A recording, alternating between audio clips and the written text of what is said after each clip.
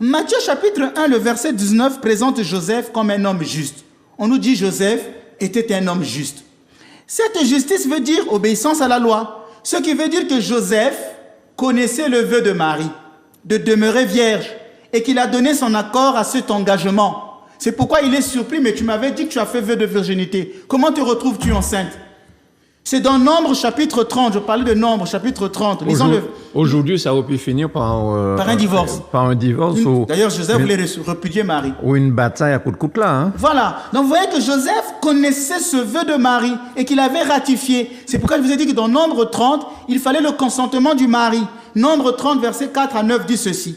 Lorsque c'est une femme encore dans sa jeunesse et dans la maison de son père qui fait un vœu au Seigneur et se lie ainsi par un engagement, si son père a connaissance du vœu qu'elle a fait et de l'engagement par lequel elle s'est liée, il ne lui dira rien.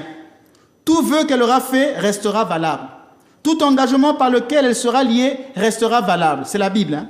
En revanche, si son père la désapprouve, le jour où il en prend connaissance, tous ses vœux et tous les engagements par lesquels elle sera liée sera sans valeur.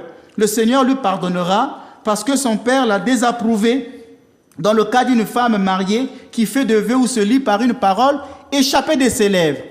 Si son mari en a eu connaissance et ne lui dit rien, le jour où il en prend connaissance, ses vœux resteront valables. Les engagements par lesquels elle se sera liée resteront valables.